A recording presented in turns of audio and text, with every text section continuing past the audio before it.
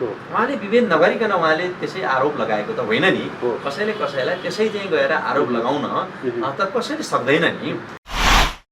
यो मुद्दा पेश भइसकेर छलफलमा अब अगाडि कारबाही अगाडि बढिसकेको हुनाले अदालतबाट रूपा सुनारले न्याय पाउनै पर्छ, पाउनुहुन्छ। न्यायको सिद्धान्त के हुन्छ भने आकाश खसे पनि न्याय पाउनै पर्छ। ट्राफिक नियममा सजाय बढाउन मिल्छ, ट्राफिक नियममा चाहिँ हैन जरिवाना बढाउन मिल्छ भने के यो यत्रो सामाजिक मानवले मानवलाई गर्ने विभेदमा बढाउन मिल्दैन? जब राज्यमा 1910 को मुलुकी ऐनले जङ्गबहादुर राणाले जब चाहिँ ऐन मुलुकी ऐन जारी गरेर जातका आधारमा सजाय हुने, पानी चल्ने नचल्ने, छोई छिटो हाल्नु पर्ने र मानवलाई पनि त्यत्रो चाहिँ विभेद गरेर आफ्नै देशको नागरिक, आफ्नै देशको राज्यका सबै एउटै नागरिकलाई उनले विभेद गरायो हैन। त्यो त के थियो? सामन्ती सोच भएको, यो यथास्थितिवादी सोच भएको, पूर्ण निरङ्कुश शासन कालको चाहिँ प्राइम मिनिस्टर थिए जङ्गबहादुर राणा। र त्यति बेला चाहिँ उनले विभिन्न मनुस्मृति जस्ता र राजा जयस्थिति मल्लले बनाएका चाहिँ त्यो मानवीय न्याय भन्ने चाहिँ न्यायशास्त्र अनुसारका चाहिँ कानुनहरूलाई, त्यो धर्मशास्त्रलाई, त्यो सुरुतिर चाहिँ मनुस्मृतिलाई लिएर बनाइएको थियो नि। त्यो त अब अहिले 21औं शताब्दीमा त्यो कसैलाई पनि सही छैन। विभेदलाई कम गर्नलाई राज्यले के भन्छ भने यो वर्गीय समस्या हो, यो क्लासको समस्या हो, कास्टको होइन भन्छ। राज्यले अझै नबुझ्या हो कि के हो? क्लासको समस्या हो भने किन संविधानमा कास्टको कुरा लेखियो? किन विभिन्न कास्टहरू 125 जाति भनेर किन नेपालमा रिकग्नाइज गरियो? त्यो त इस्टाब्लिस छ नि। जाति त छन्, 125 जाति छन्, भेष भाषा भूषा र राष्ट्र सबै छ भने सबैलाई सम्मान गर्नुपर्छ भनेर त राज्यले संकल्प गरिसकेका छ। 1997 सालमा बागलुङ जिल्लाबाट दलित आन्दोलनको सुरु भएको थियो राणाकालीन अवस्थामा। त्यहाँ भगत सर्वजित विश्वकर्माले पुरै सङ्घ उद्घोष गरेर विश्व सर्वजन सङ्घ भन्ने संस्था स्थापना गरेर आन्दोलन सुरु गर्दाखेरि त्यति बेलाको जुद्ध शमशेर राणा प्राइम मिनिस्टर हुनुहुन्थ्यो। छुवाछुत भइरहेको छ, विभेद छ हैन, र धेरै जनताहरू यतिखेर पछाडिएको जनताहरूलाई अगाडि ल्याउनका लागि र छुवाछुत हटाउनका लागि के गर्नु पर्ला तपाईको विचारमा? छुवाछुत विभेद यो एकदमै गलत हो। मानवले मानवलाई विभेद गर्नु भनेको यो एकदमै सामाजिक अपराध हो।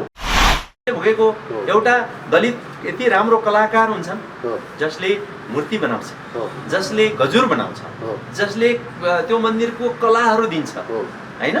त्यत्रो कलाकार सम्मानजनक त्यत्रो मूर्ति जो विश्वबाट आएर हेरेर चकित परेर त्यो एउटा ऐतिहासिक स्थल बन्न पुग्छ, पर्यटकीय स्थल बन्छ हैन। त्यस्तो बनाउने त्यत्रो चाहिँ गर्नेलाई सम्मान गर्नुको बदला अपमान गरिएको छ, विभेद गरिएको छ भने त्यसकै कारणले आज देशमा के छ? त्यो कहाँबाट गरियो भन्दा उसले पनि हिन्दू धर्म मान्छ, तर मन्दिर बनाउन्जेल उसको विभेद हुँदैन। जब मन्दिर बनाइसकेर सम्पन्न गरेपछि त्यहाँ पूजा आजा गरेर सुरु गरेर अनि पण्डित चाहिँ भित्र बसेपछि अनि विभेद सुरु हुन्छ।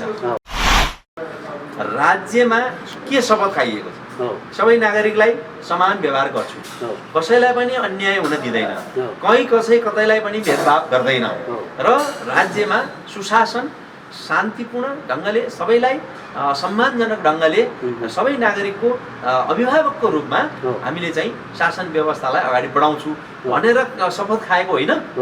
आज त्यो शपथको उल्लङ्घन हो, यो कानुनको संविधानको उल्लङ्घन हो। यदि कसै चाहे मन्त्रीले गरेको भए या चाहे सार्वजनिक पदमा रहनेले गर्नु झन् त्यो ठुलो अपराध हो। एउटा जातिले मात्र भोट हालेर मन्त्री बनेको हो? यो देशमा एक जातिले मात्र शासन गर्ने संविधान कानुन छ? किन चाहिँ संविधान किन संशोधन गर्दै परिवर्तन गर्नु परेको छ? यतिखेर एउटा तपाईहरुलाई आरोप लागेको छ दलित र एमएनओ संगठनलाई हैन, दलितहरु जति चाहिँ सबै यतिखेर क्रिस्चियन भइसके र एमएनओ र दलित मिलेर चाहिँ जातीय द्वन्द्व मच्याउँदैछ देशमा, छुवाछुतको आधार लिएर हरेक किसिमको चाहिँ नै काण्ड मचाएर जातीय द्वन्द्व मचाउँदैछ भन्ने कुराहरु पनि आएको छ सर, के भन्नुहुन्छ तपाईँ? यो हुनुको कारण के छ भन्दा जति पनि र त्यो कहाँबाट छ भन्ने कुरा बुझ्नु पर्यो। त्यो कहाँबाट छ भन्दाखेरि त्यो हिन्दू धर्ममा बढी छ।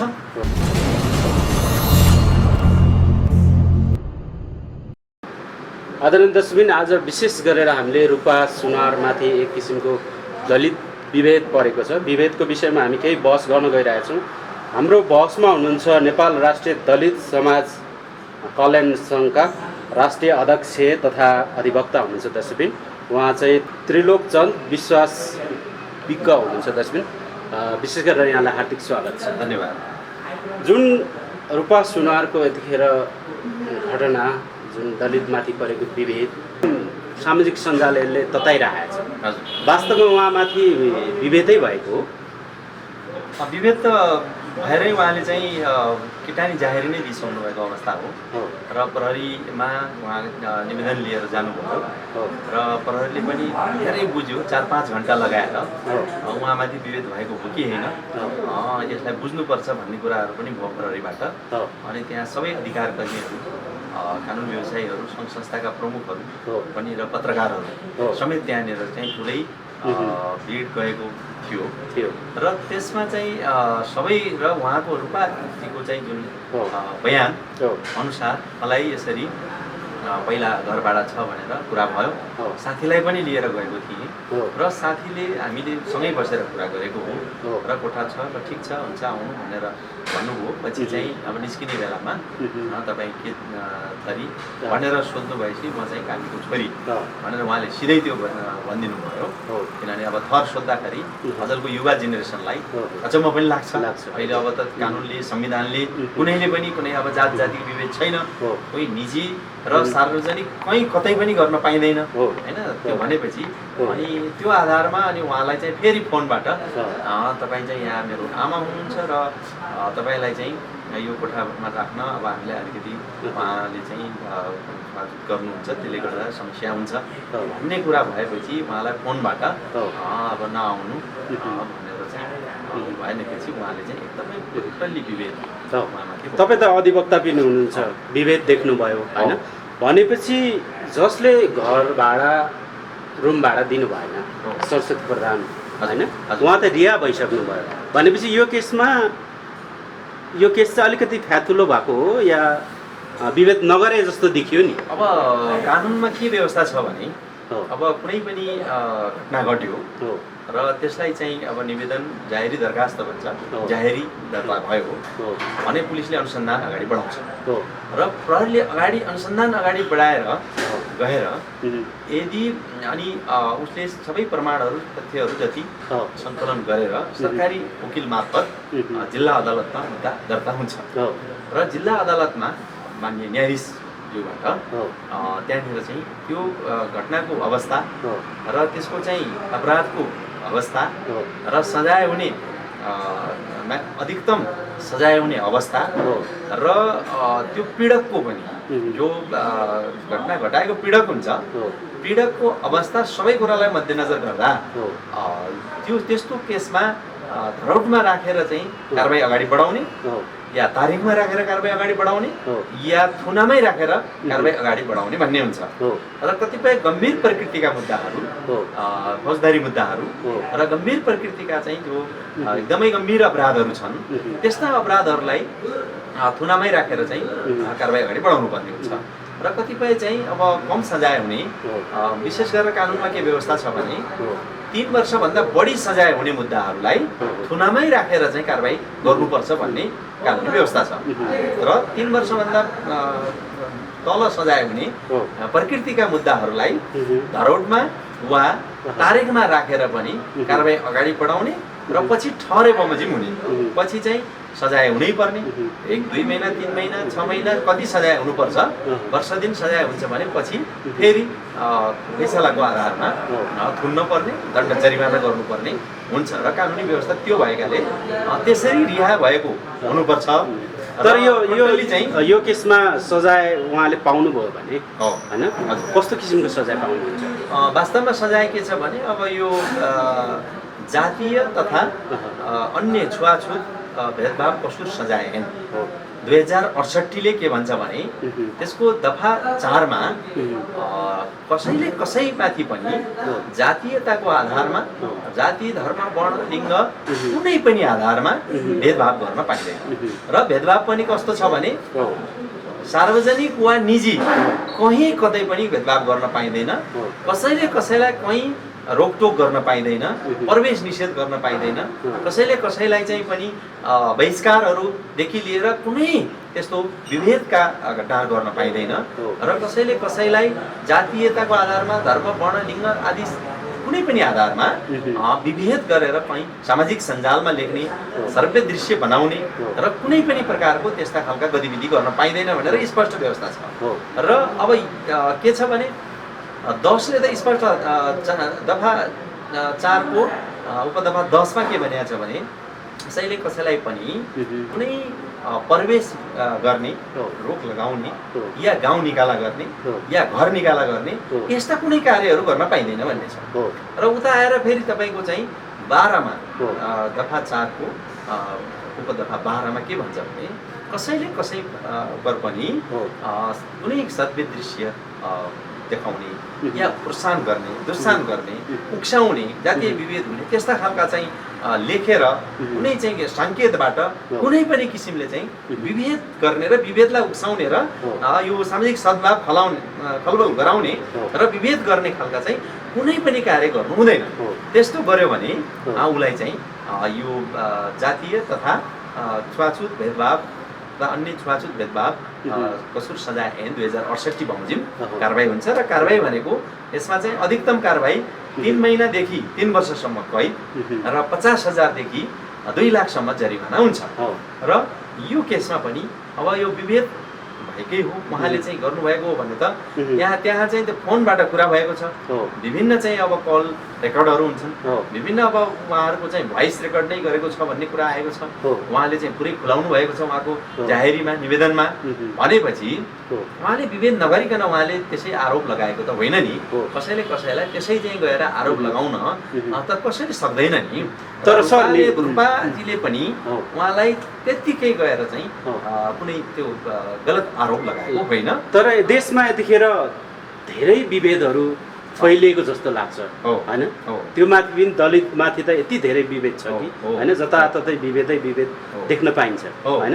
तपाईहरु जुन दलितहरुको धेरै सङ्घ संस्थाहरु पनि छ देशमा, तर यो सङ्घ संस्थाले केही गर्न सकिरहेको छैन नि सर, किन? अब सङ्घ संस्थाले केही पनि गर्न सकेको छैन भन्ने होइन, गर्नलाई धेरै गरेको छ। किन भन्नुहुन्छ भन्दा जब राज्यमा 1910 को मुलुकी ऐनले जङ्गबहादुर राणाले जब चाहिँ ऐन मुलुकी ऐन जारी गरेर जातका आधारमा सजाय हुने, पानी चल्ने नचल्ने, छोइ छिटो हाल्नु पर्ने र मानवलाई पनि त्यत्रो चाहिँ विभेद गरेर आफ्नै देशको नागरिक, आफ्नै देशको राज्यका सबै एउटै नागरिकलाई उनले विभेद गरायो हैन? त्यो त के थियो? सामन्ती सोच भएको, यो यथास्थितिवादी सोच भएको, पूर्ण निरङ्कुश शासन कालको चाहिँ प्राइम मिनिस्टर थिए जङ्गबहादुर राणा। र त्यति बेला चाहिँ उनले विभिन्न मनुस्मृति जस्ता र राजा जयस्थिति मल्लले बनाएका चाहिँ त्यो मानवीय न्याय भन्ने चाहिँ न्यायशास्त्र अनुसारका चाहिँ कानुनहरूलाई, त्यो धर्मशास्त्रलाई, त्यो सुरुतिर चाहिँ मनुस्मृतिलाई लिएर बनाइएको थियो नि। त्यो त अब अहिले 21औं शताब्दीमा त्यो कसैलाई पनि सही छैन।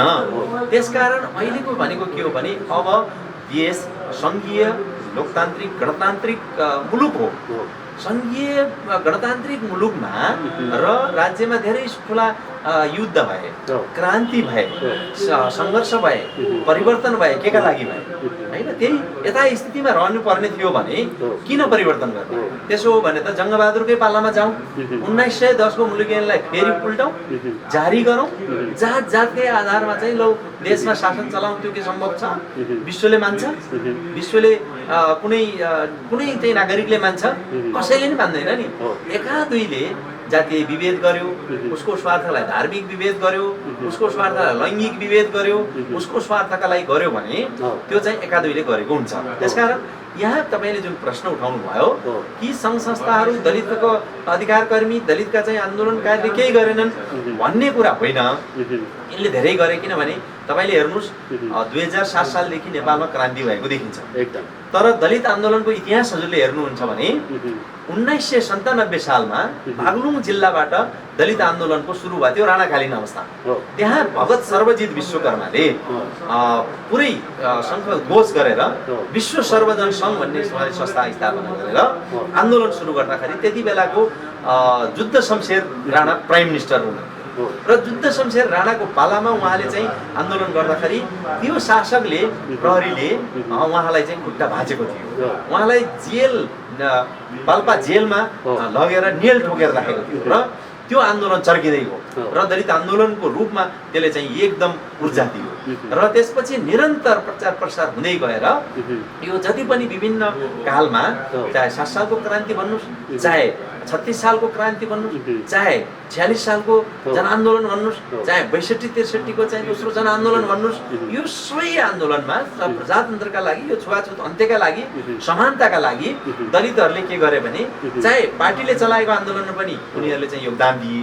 किनभने त्यो जब प्रजातन्त्र आउँछ, जब परिवर्तन आउँछ, सबै समानता भइन्छ, सबै वर्ग समान हुन्छन्, सबै जाति समान हुन्छन्, सबैलाई सम्मानपूर्वक बाँध्न पाउने अधिकार हुन्छ, सबैले आफ्नो आफ्नो अधिकार सुनिश्चित हुन्छ, राज्यले समान व्यवहार गर्छ, भेदभावपूर्ण व्यवहार कहीँ गर्दैन भनेर चाहिँ उनीहरूले जीवन आहुति दिए, उनीहरूले चाहिँ आन्दोलनमा योगदान गरे भनेपछि त्यसकै कारण देशमा परिवर्तन आयो।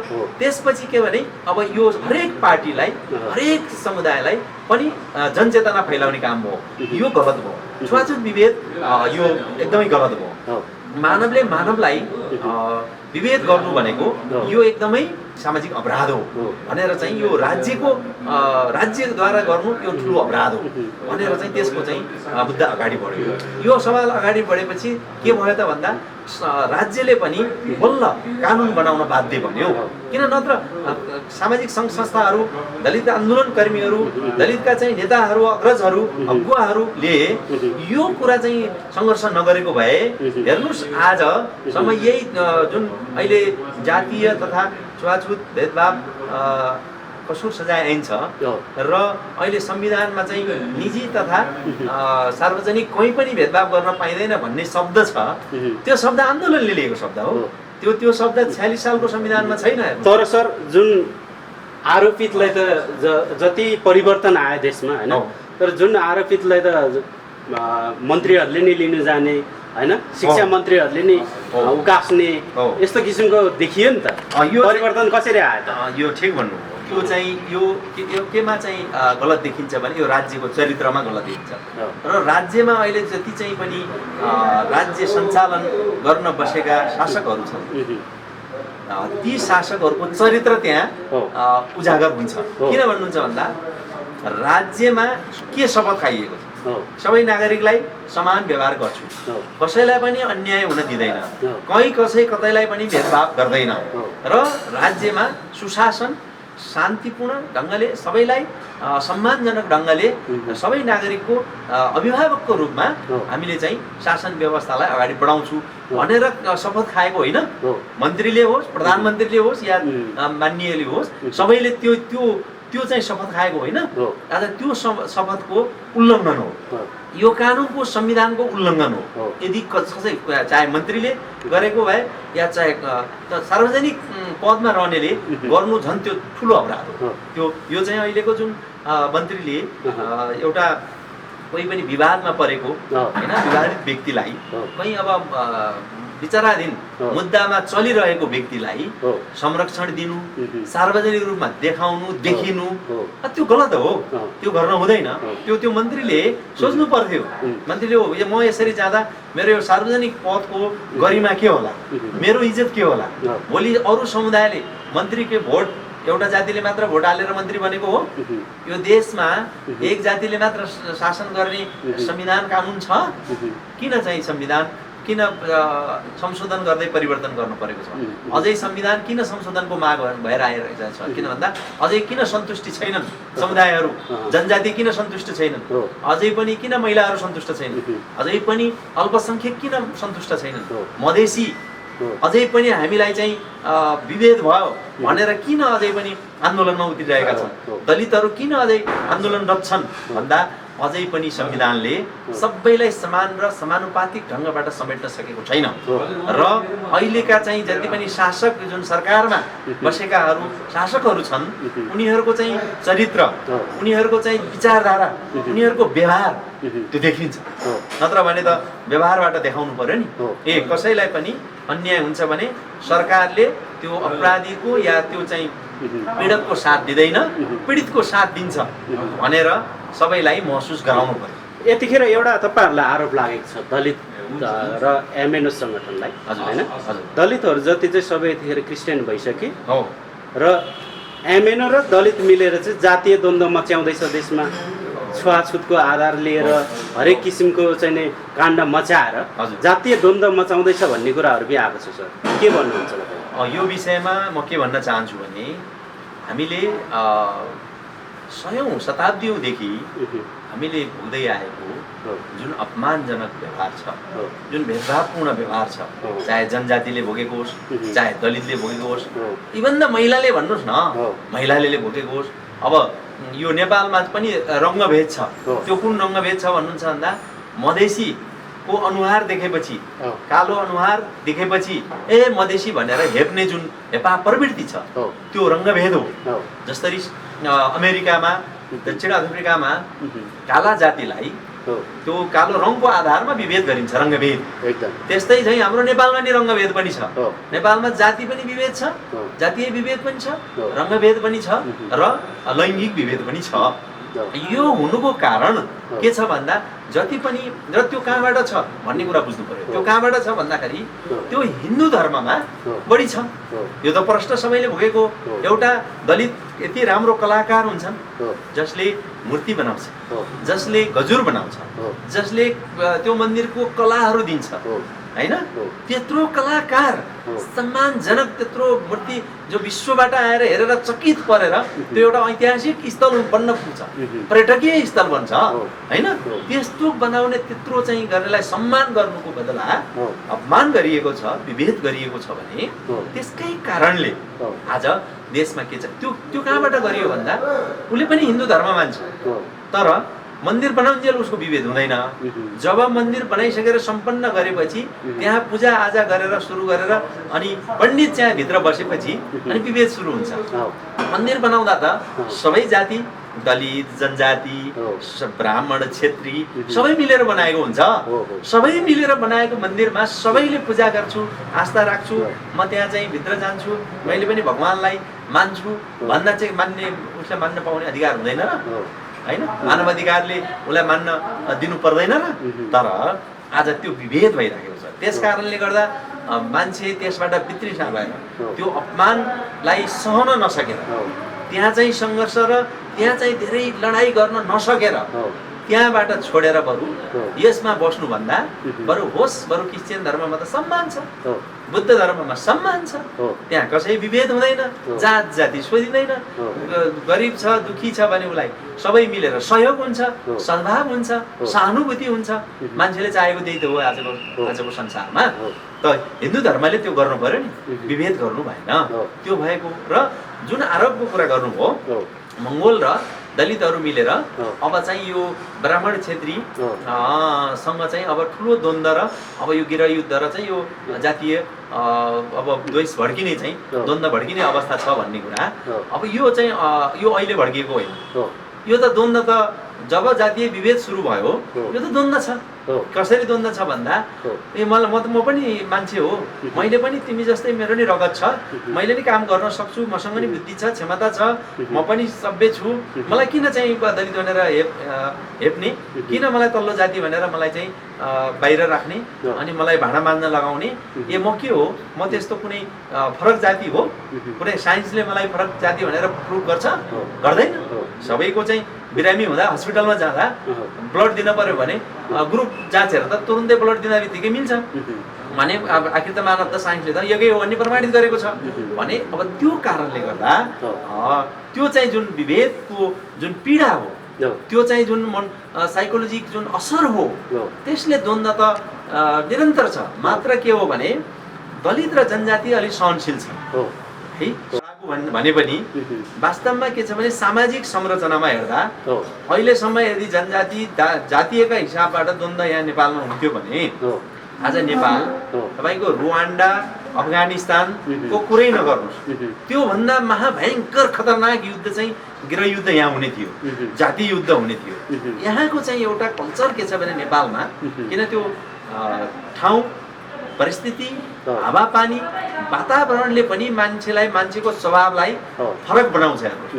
र तपाईँको एउटा अफगानिस्तानको, एउटा चाहिँ रुवान्डाको, इथियोपियाको हैन, र विभिन्न अरू मुलुकको दाँजोमा नेपाललाई हेर्नुहोस्, नेपालको चाहिँ एउटा भातृत्व भाव छ। चाहे जुन जाति भए पनि साइनो लगाएर बोलिन्छ हैन, दाजु भाइ बुवा दिदी भनेर बोलिन्छ सम्मानजनक व्यवहारले। सर, जुन यतिखेर तपाईँले ढाँटी भन्नुपर्दा हैन, एकदम फ्याक्ट भन्नुपर्दाखेरि छुवाछुत छ? छुवाछुत छ नि, अझै छ, अझै विकराल छ भन्नुहोस्। छुवाछुत त पहिलादेखि हुँदै आएको हो र अहिले चाहिँ बाहिर आउन थाल्यो, किनभने मिडिया बढी भए, सामाजिक सञ्जाल बढी भए। अझै म चाहिँ हाम्रो मिडियाकर्मी साथीहरूलाई नि भन्छु, विभेद छ, जुनै खालको पनि विभेदलाई बाहिर ल्याउनु, त्यसलाई चाहिँ हो यो चाहिँ हुनुहुन्न यो भन्नु, त्यो चाहिँ मिडियाको कर्तव्य पनि हो। तर यहाँ ठुला मिडियाहरूले कुनै एका दुई घटनालाई त्यसो चाहिँ केही समय हाइलाइट गरे तापनि त्यसलाई चाहिँ महत्त्व नदिएको देखिन्छ। जुन तुलनामा यत्रो मानवाधिकार हनन भएको हुन्छ, उल्लङ्घन भएको हुन्छ, अरू चाहिँ घटनाको चाहिँ बढी चाहिँ हाइलाइट गर्ने होइन, अरू चाहिँ सामान्य कुराहरूको पनि। र यस्तो जाति विभेद छुवाछुत भेदभाव भएको कुरालाई हाइलाइट हुँदैन।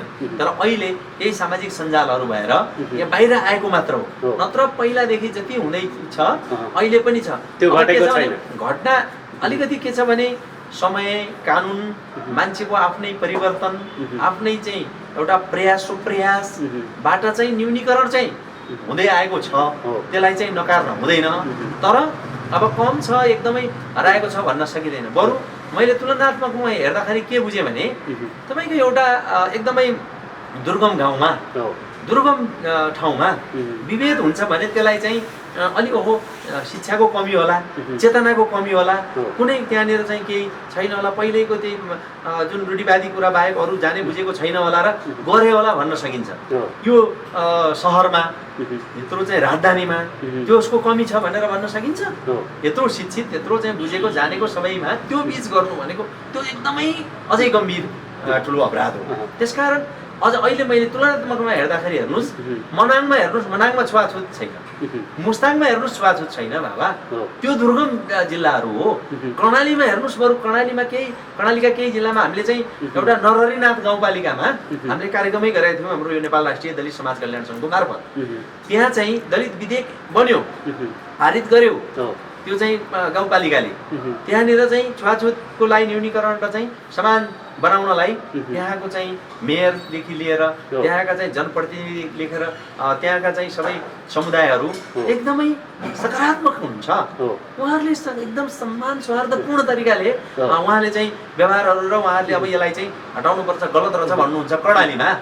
अझ कर्णाली र चाहिँ काठमाडौँको तुलना गर्नुहोस्, काठमाडौँ र चाहिँ धरानको तुलना गर्नुहोस्, यो कुरा त गम्भीर हो नि। यस्तो कुरा त कहीँ अलिकति पनि हुनु हुँदैन।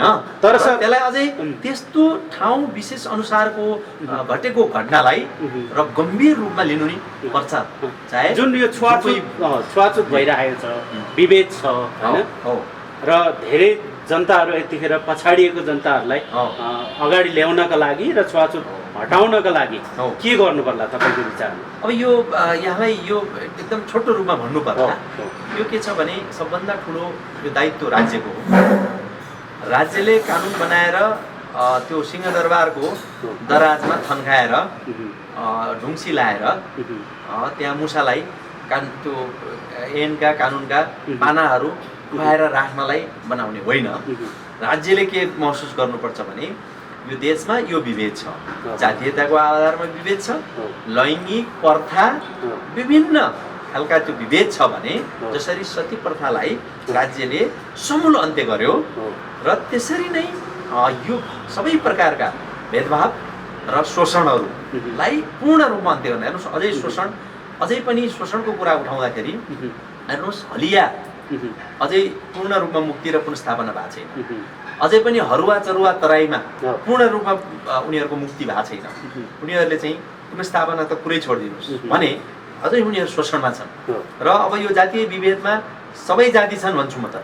हेर्नुहोस्, ब्राह्मणदेखि लिएर ब्राह्मण, क्षेत्री, वैश्य, जनजाति, शूद्र जति भनेको छ नि, त्यो सबै जातिभित्र विभेद छ। नेवार जातिमा पनि तपाईँको विभेद माथिदेखि तलसम्म थियो।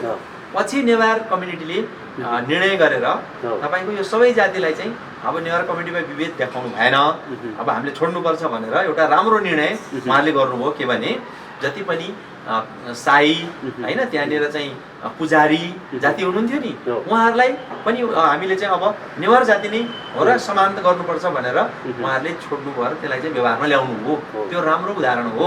त्यस्तै गरेर चाहिँ ब्राह्मणमा पनि उपाध्य, उपाध्य, जैसी होइन छ। अब क्षेत्रीहरूमा नि क्याटेगोरी, त्यसपछि गएर हुँदै हुँदै जनजाति, दलितसम्म यसको हायरार्की आउँछ। र त्यो बिच चाहिँ कसैमा पनि नहुने बनाउनका लागि त प्रमुख दायित्व त राज्यको। राज्यले के बनाउनु पर्यो? नियम कानुन अझै फितलो छ भने अझै कडा बनाउनु पर्यो, अझै सजाय बढाउनु पर्यो। जस्तो कि यहाँनिर चाहिँ यो के देखिन्छ भने, म एउटा कानुनको विद्यार्थी भएका नाताले पनि म के भन्छु भने, अझै पनि यो एउटा कानुनमा एउटा के पुगेको छैन भने 3 वर्षसम्म भन्ने छ कि, त्यही भएर धरोटमा तारिखमा छुट्ने सम्भावना हुन्छ। 5 वर्ष 10 वर्ष जेल बस्नु पर्ने यदि छुवाछुत भेदभाव गर्यो भने भन्ने कानुन बनियो भने जेल बस्नै पर्छ, थुनामा बसेरै पूर्वपक्ष गर्नुपर्छ। हो, त्यस्तो कानुन ल्याओस् न राज्यले। यो अझै पुगेको रहन्छ। सहरमा शिक्षित ठाउँमा नि हुन्छ भने त यो कानुन त कडा चाहिने रहेछ भनेर भन्नुहोस् न। जस्तो कि ट्राफिक नियममा सजाय बढाउन मिल्छ, ट्राफिक नियममा चाहिँ होइन जरिमाना बढाउन मिल्छ भने के यो यत्रो सामाजिक मानवले मानवलाई गर्ने विभेदमा बढाउन मिल्दैन? हो, त्यस्ता कुराहरूलाई चाहिँ अझै ऐनलाई संशोधन गरेर बढाउनु पर्यो र बजेट छुटाउनु पर्यो। मुख्यतः विभेदलाई कम गर्नलाई राज्यले के भन्छ भने यो वर्गीय समस्या हो, यो क्लासको समस्या हो, कास्टको होइन भन्छ। राज्यले अझै नबुझ्या हो कि के हो? क्लासको समस्या हो भने किन संविधानमा कास्टको कुरा लेखियो? किन विभिन्न कास्टहरू 125 जाति भनेर किन नेपालमा रिकग्नाइज गरियो? त्यो त इस्टाब्लिस छ नि। जाति त छन्, 125 जाति छन्, भेष, भाषा, भूषा र राष्ट्र सबै छ भने सबैलाई सम्मान गर्नुपर्छ भनेर त राज्यले सङ्कल्प गरिसकेका छ। त्यो सङ्कल्प गरेर आएको राज्यले त्यही अनुसारको जो एकदमै पछि परेका समुदायलाई, लिङ्गलाई के गर्नु पर्यो? बजेट, अलि विशेष बजेट व्यवस्था गर्नु पर्यो र कानुन र विभिन्न निर्देशिका कार्यविधि बनाउनु पर्यो तत्काल। र त्यो पनि ठाउँ अनुसारको बनाउनु पर्यो। कर्णालीमा कस्तो कार्यविधि चाहिन्छ, कस्तो स्ट्राटेजी चाहिन्छ होइन, त्यस्तै गएर पूर्वमा कस्तो स्ट्राटेजी चाहिन्छ, त्यहाँ कस्तो प्रकारले विभेद हुन्छ। किनभने शिक्षित ठाउँमा फरक प्रकारले विभेद हुन्छ, अशिक्षित ठाउँमा फरक प्रकारले विभेद हुन्छ। त्यो त स्ट्राटेजी चाहियो नि। लमसम एउटै कानुनले त भ्याउँदैन, एउटै नीतिले भ्याउँदैन, एउटै स्ट्राटेजीले भ्याउँदैन। त्यस्तो स्ट्राटेजी बनाउनु पर्यो। अनि त्यसपछि अर्को भनेको के हो भने हेर्नुहोस्, चाहे जनजातिको, मधेसको, चाहे जहाँ कहीँको समस्या समाधान राज्यले यदि गर्न एउटा आत्मैदेखि चाहने हो भने, त्यस्तो राजनेता यो देशमा जन्मिने हो भने एउटा अब हिम्मत गर्न के पर्छ भने पूर्ण समानुपातिक प्रतिनिधित्वको व्यवस्था। अब राज्यमा के चाहिएको छ भन्नुहुन्छ भन्दा महिलालाई 51% दियोस्, मधेसको जनसङ्ख्या जति छ त्यतिका आधारमा राज्यका सबै तहमा निकायमा 33% नै चाहिँ गरोस्, बाहुनको जति प्रतिशत छ बाहुनलाई दियोस्, क्षेत्रीको जति जनसङ्ख्या छ त्यति नै जनसङ्ख्याको चाहिँ पोलिटिकलमा, अरू सोसियलमा, अरू सबै आयोगमा, सबै तहमा, राज्यका सबै तह निकाय भनेपछि सकियो कुरा होइन। सबैमा चाहिँ दियोस्, जनजातिको जति छ त्यति नै दियोस्, जनसङ्ख्याको आधारमा दियोस्। अब त्यसपछि कसैको समस्या हुँदैन। त्यसपछि त के हुन्छ भने उसले पढेर जागिरमा पनि उसको सुनिश्चित भयो, उसले पढेर उसको चाहिँ व्यवसायमा नि सुनिश्चित भयो, उसले चाहिँ राजनीति गरेर राजनीतिमा नि सुनिश्चित भयो। अहिले के छ, अहिले चाहिँ राजनीतिमा कति % दिएको छ दलितलाई? अहिले कोटाको विवाद आइरहेछ। जम्मा दलितलाई 4% पाएको छ। 4% दलित चाहिँ अहिले करिब 20% छ नेपालमा। 20%लाई 4% दिएर पुग्छ? अझ विशेष अधिकार र क्षतिपूर्ति दिने हो भने त 20% थप दिन पर्यो नि 5%, 25% पुर्याउनु पर्यो होइन पछि परेकालाई। जनजाति चाहिँ 16% छन् भने 20% दिन पर्यो नि होइन। भनेपछि त्यो पो बल्ल राज्यको दायित्व, राज्यको एउटा अभिभावकत्व, र त्यो राज्यले गर्न चाहेको छैन। किन चाहेको छैन भन्दा राज्य अझै पनि त्यो मनुस्मृतिले गाइडेड छ, ब्राह्मणवादको चरम उत्कर्षमा पुगेको छ। अब त्यही उत्कर्षले यो के हुन्छ कलीमा के हुन्छ अरे भने विपरीत बुद्धि भन्छ। तपाईको भने अनुसार ब्राह्मणवादले देश चलेको छ भन्नु हो। अहिलेसम्म यो ब्राह्मणिजम भनेको चाहिँ एकदमै ठुलो क्रूरता छ, ठुलो चाहिँ यो चाहिँ विभेद छ, ठुलो एउटा यस्तो खालको चाहिँ यो दम्भ र चाहिँ तपाईँको अहमता अनि पुरै नगरौँ हेर्नुहोस्, यस्तो खालको क्रूरता र चाहिँ मानवीयता छ कि उसले चाहिँ कुनै सुन्नै चाहन्न, उसले सम्बोधन गर्नै चाहन्न, उद्धार भएर चाहिँ दिनै चाहन्न। अरे बाबा चाइनाको सी जिनपिङले डेमोक्रेटाइजेसन गर्दैछ, उसले ग्लोबलाइजेसनमा चाहिँ ऊ जाँदैछ, उसले चाहिँ पुरै आफ्नो चाहिँ हरेक उसलाई चाहिँ अब सबैसँग चाहिँ होइन विश्वसँग चाहिँ उदारीकरणमा गएर मिल्दैछ होइन। अब अमेरिका युरोप पुरै छोडौँ अनि भनेपछि हाम्रै छिमेकी राष्ट्रहरू भारतको उदाहरण लिउँ, बङ्गलादेशको उदाहरण लिउँ, पाकिस्तानको उदाहरण लिउँ होइन। सबै राष्ट्रहरू चाहिँ अब त्यो अनुसारको परिवर्तनमा गएको अवस्था छ। तर अब यहाँ नेपालमा अब त्यो गर्न नसक्ने नमिल्ने कुरा त होइन, जो कि अन्तर्राष्ट्रिय सन्धि सम्झौतामा गर्छु भनेर प्रतिबद्धता जनाएको राष्ट्र, जुन राष्ट्रले त्यो गर्नुपर्ने उसको कर्तव्य हुन्छ, दायित्व हुन्छ, चाहे तपाईँको जनजातिलाई होस् चाहे दलितलाई होस् सबैलाई। तर त्यो गर्ने भनेर मुखले मात्र भन्ने, गर्ने भनेर कानुनमा लेख्ने मात्रै होइन। तर व्यवहारमा गर्नलाई त के चाहियो? बजेट चाहियो। व्यवहारमा गर्नलाई त उनीहरूको आर्थिक सामाजिक राजनैतिक सम्पूर्ण होइन हैसियतलाई चाहिँ माथि उठाउनलाई उनीहरूलाई जुन एकदम कमजोर वर्ग छ त्यो वर्गलाई माथि उठाउनलाई त योजना नै हुनु पर्यो, उनले त्यो कार्यक्रम हुनु पर्यो, उनीहरूलाई त्यो खालको चाहिँ विशेष व्यवस्था हुनु पर्यो, तब मजा उठ्छ। अब भने हामी कार्यक्रमको अन्त्यमा छौँ। जुन रूपा सुनारको केस अगाडि बढिरहेको छ, यो केस कहाँसम्म पुग्छ सर? अब यो केस चाहिँ अब जिल्ला अदालतमा अब यसको दर्ता भइसकेको छ र जिल्ला अदालतमा पेश भइसकेपछि अब यो जिल्ला अदालतको विचाराधीनमा रहेको केस हो र मलाई जहाँसम्म विश्वास लाग्छ अदालतले न्याय दिन्छ। हेर्नुहोस् अहिले तत्कालैको अवस्था हेर्दाखेरि पनि संसद विघटनका कुरामा अदालत प्रधानमन्त्रीदेखि पनि झुकेन र कानुनको सर्वोच्चतालाई सम्मान गर्दै फैसला गर्न सफल भयो। अदालतको गरिमा सम्मान र अदालत स्वतन्त्र न्यायपालिकाको जुन एउटा गरिमा छ त्यो जोगाउन सफल भयो र त्यसकारणले नै हामीलाई एउटा आस्था भरोसा विश्वास के छ भने कहीँबाट नभए नि अदालतबाट न्याय पाइन्छ भन्ने विश्वास छ। जनताको विश्वास नै त्यहाँ हुन्छ। कतिपय के छ भने पावरको पहुँचको र फेरि विभिन्न प्रमाणमा पनि चलखेलको कारणबाट अन्याय पर्यो, न्याय दिन पर्ने न्याय पनि दिन नसक्ने कहिलेकाहीँ हुनसक्छ।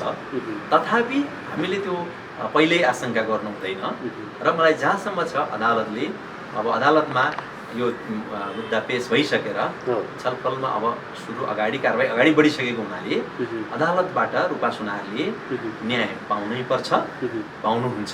न्यायको सिद्धान्त के हुन्छ भने आकाश खसे पनि न्याय पाउनै पर्छ। त्यस कारणले नै होला प्रधानमन्त्रीले दुईचोटि विघटन गर्दाखेरि पनि अदालत पछि हटेको छैन, डगमगाएको छैन। प्रधानमन्त्रीले त राष्ट्रको ठुलो व्यक्ति हुन् होइन, कार्यकारी प्रमुख व्यक्ति हुन्। कार्यकारी प्रमुखले पनि कानुन अनुसार नगरेपछि, नियम कानुन अनुसार चाहिँ निर्णय नगरेपछि त्यसलाई चाहिँ कारबाही हुँदो रहेछ, त्यसलाई अमान्य बदरभागी हुँदो रहेछ भन्ने कुरा त हामीसँग नजिर बसिसकेको छ नि। त्यस कारणले गर्दा जहाँसम्म लाग्छ यो जुन विभेदको विरुद्ध अदालतले सही न्याय दिन्छ र रूपाले पनि न्याय पाउनै पर्छ।